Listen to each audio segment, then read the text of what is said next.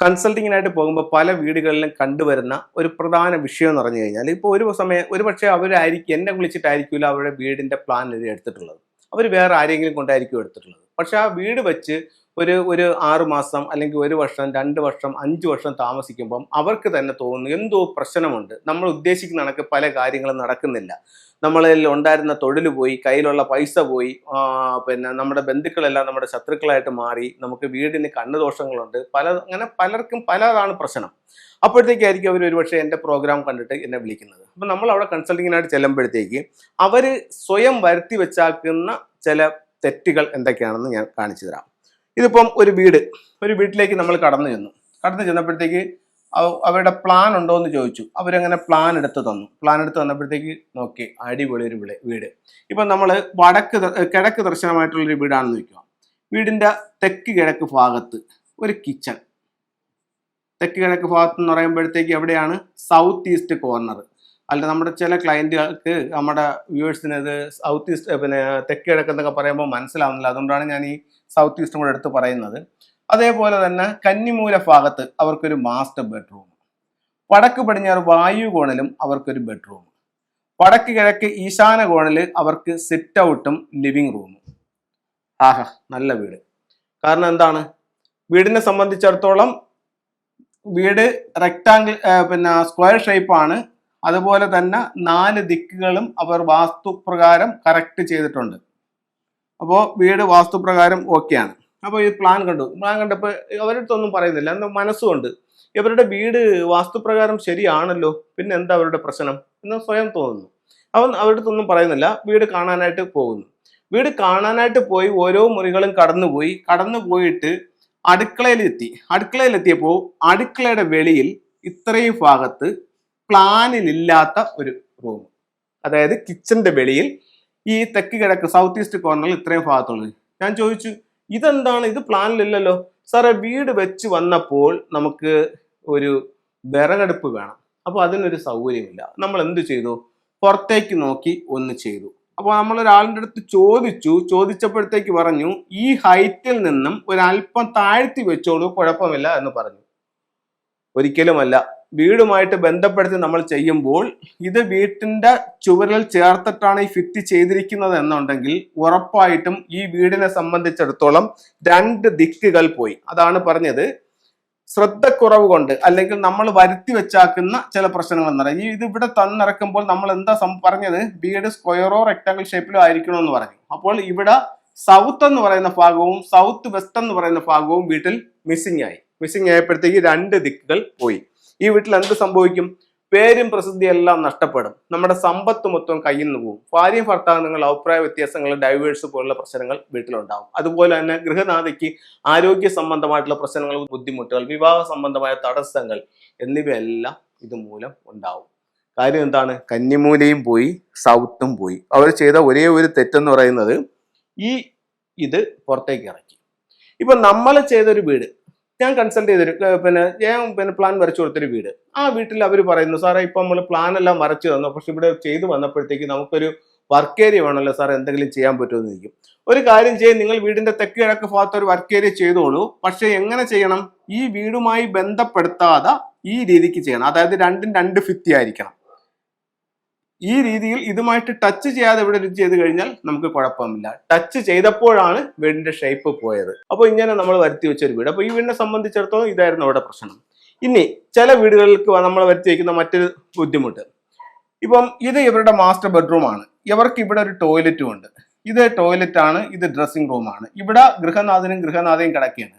ഈ ഗൃഹനാഥന്റെ അമ്മ വയ്യാതെ ഈ റൂമിൽ കിടക്കുകയാണ് എന്ന് കരുതുക. ഇത് ഏത് ഭാഗത്താണ്? നോർത്ത് വെസ്റ്റ് ഭാഗത്തെ ബെഡ്റൂം. അപ്പോഴത്തേക്കെന്ന് പറഞ്ഞു കഴിഞ്ഞാൽ ഇവർക്ക് ഇവിടെ ഒരു ടോയ്ലറ്റ് പണിയണമെന്നുണ്ടെന്ന് വെച്ചോ. ഇവരെന്ത് ചെയ്യും?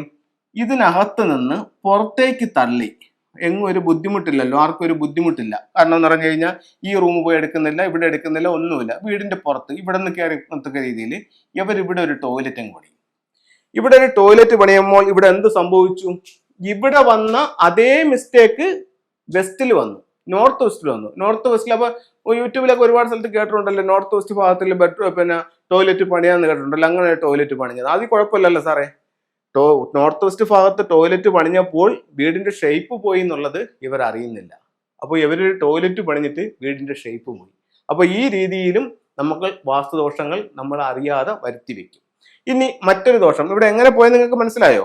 അതായത് ഇത് ഇവിടെ ചെയ്ത അതേ ഇത് തന്നെ, ഇതിൽ ഇത്രയും ഭാഗം നമുക്കങ്ങ് പോയി. ഇതിവിടെ ഇല്ലെന്ന് വെച്ചോ, ഇങ്ങനെയുള്ള ഒരു വീടാണെങ്കിൽ ഇത് ഇത്രയും പോയി. ഇവിടെ നമുക്ക് സംഭവിച്ചത് എന്താണ്? സൗത്ത് വെസ്റ്റും പോയി, വെസ്റ്റും പോയി. കുട്ടികളുടെ കലാപരമായിട്ടുള്ള വാസനകൾ, കഴിവുകൾ, അങ്ങനെയുള്ള കാര്യങ്ങളൊക്കെ വീട്ടിൽ നഷ്ടപ്പെട്ടു. ഗൃഹനാഥനും ഗൃഹനാഥയായി അടിയായി. ഈ പ്രശ്നങ്ങൾ ഒരൊറ്റ ടോയ്ലറ്റ് മൂലം വന്നു. അതേപോലെ തന്നെ ഗൃഹനാഥൻ ക്ഷയിച്ചുകൊണ്ടിരിക്കുന്ന ഒരു അവസ്ഥയും വീട്ടിലുണ്ടായി. ഒരു ടോയ്ലറ്റ് വരുത്തി വെച്ച വിന.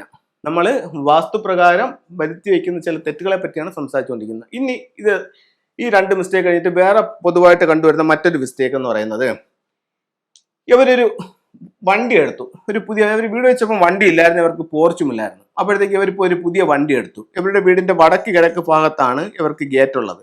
വടക്ക് കിഴക്ക് ഗേറ്റിൽ നിന്ന് നേരെ വണ്ടി വന്നു. വണ്ടി വരുമ്പോഴത്തേക്ക് അവർക്ക് സ്വാഭാവികമായി ഏറ്റവും ഇടാനായിട്ടുള്ള സൗകര്യം എന്ന് പറയുന്നത് നോർത്ത് ഈസ്റ്റ് ഭാഗത്താണ്. ഇവരെന്ത് ചെയ്തു? നോർത്ത് ഈസ്റ്റ് ഭാഗത്ത് ഒരു കാർ പോർച്ച് അങ്ങ് പണിഞ്ഞു.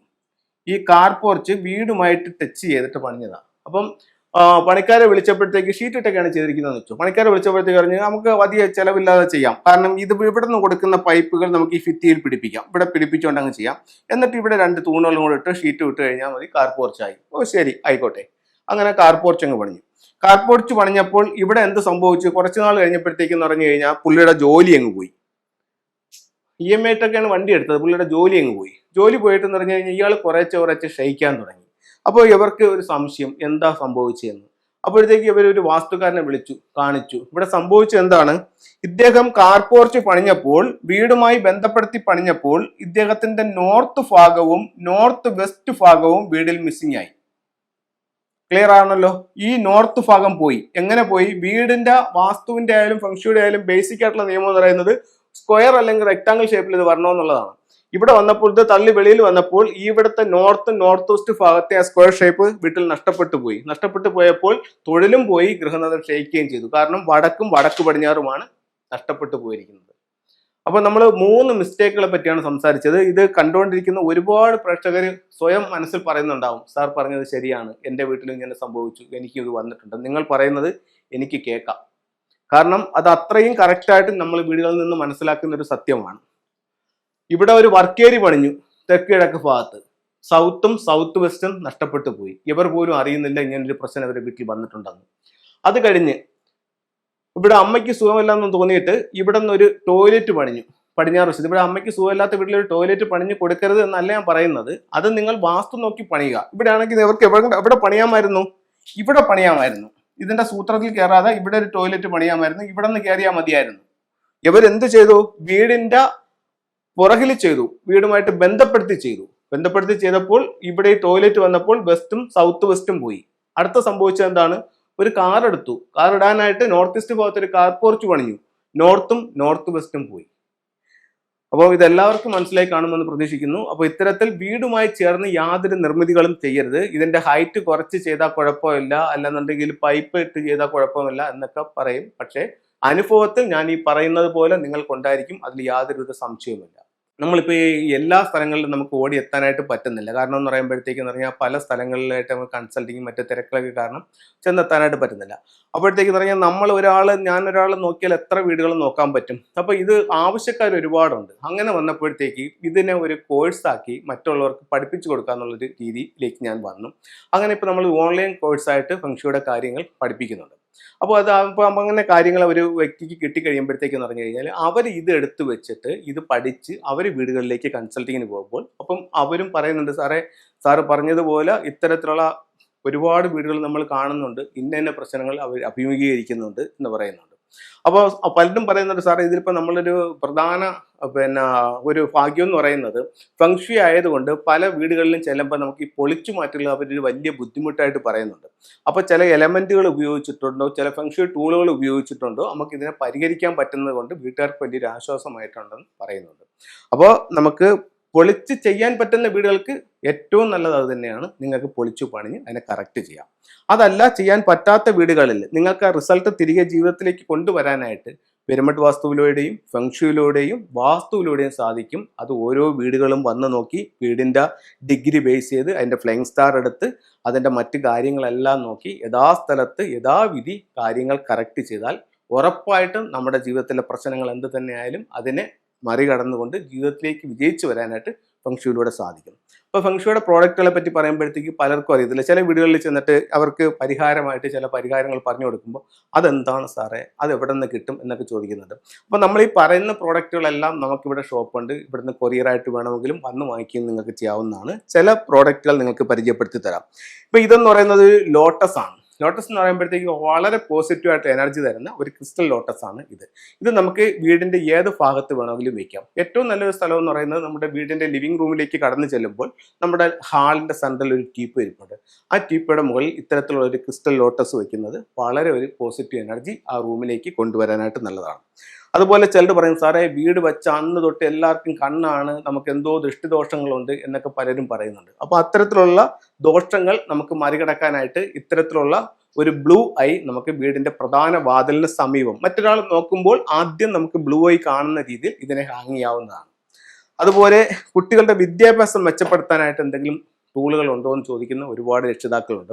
നമുക്ക് പഗോഡ ടവർ, അതായത് എഡ്യൂക്കേഷൻ ടവർ എന്ന് പറയുന്ന ഒരു ടവറാണിത്. ഇത് നമ്മുടെ സ്റ്റഡി ടേബിളിൻ്റെ നോർത്ത് ഈസ്റ്റ് ഭാഗത്ത് വയ്ക്കുന്നത്, സ്വീകരണമുറിയുടെ നോർത്ത് ഈസ്റ്റ് ഭാഗത്ത് വയ്ക്കുന്നതും കുട്ടികളുടെ വിദ്യാഭ്യാസം മെച്ചപ്പെടുത്താൻ നല്ലതാണ്.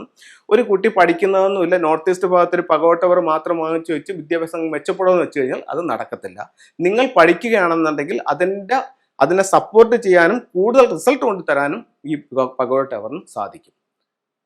അതുപോലെ തന്നെ സാറേ സമ്പത്ത് വരാനായിട്ട് എനിക്ക് എന്തെങ്കിലും ഒരു ടൂൾ സാറ് നിർദ്ദേശിക്കാമോ, അല്ലെങ്കിൽ എൻ്റെ ഷോപ്പിൽ വയ്ക്കാൻ എന്തെങ്കിലും ഒരു ടൂൾ ഉണ്ടോ എന്ന് ചോദിച്ചു കഴിഞ്ഞാൽ വളരെ വളരെ റിസൾട്ടുള്ള ഒരു ഫെങ്ഷുയി ടൂളാണ് ഇത്.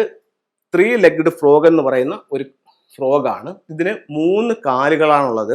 അപ്പോൾ എല്ലാ സൗഭാഗ്യങ്ങളുമായിട്ട് സമ്പത്തിൻ്റെ ഒരു തവള നമ്മുടെ വീടിനുള്ളിലേക്ക് കടന്നു വരുന്ന രീതിയിലാണ് ഇതിനെ പ്ലേസ് ചെയ്യുന്നത്. ഇതിനകത്ത് നമുക്ക് ചൈനീസ് നാണയങ്ങളുണ്ട്, ഇൻഗോട്ട് ഉണ്ട്, പിന്നെ അതേപോലെ തന്നെ സ്റ്റോൺസ് ഉണ്ട്, അതേപോലെ ചുണ്ടിൽ ഒരു ചൈനീസ് കോയിനും കടിച്ചു പിടിച്ച് എല്ലാ സൗഭാഗ്യങ്ങളുമായിട്ട് സമ്പത്തിൻ്റെ ഒരു തവള വീട്ടിലേക്ക് വരുന്നതിലാണ്.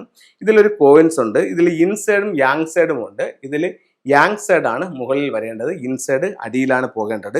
ഇവിടെ ശ്രദ്ധിക്കേണ്ട ഒരു കാര്യം എന്ന് പറയുന്നത് ഫ്രോഗ് പുറത്തേക്ക് മെയിൻ ഡോറിൽ നിന്നും പുറത്തേക്കാണ് നോക്കിയിരിക്കുന്നതെന്നുണ്ടെങ്കിൽ നമ്മൾ അറിയാതെ നമ്മുടെ കയ്യിൽ നിന്ന് പൈസ നഷ്ടപ്പെട്ടു പോകാനുള്ള സാധ്യതയും വളരെ കൂടുതലാണ്. അപ്പോൾ എല്ലാവർക്കും എല്ലാ ഐശ്വര്യങ്ങളും ഉണ്ടാവട്ടെ എന്ന് പ്രാർത്ഥിച്ചുകൊണ്ട് നിർത്തുന്നു. നന്ദി, നമസ്തേ.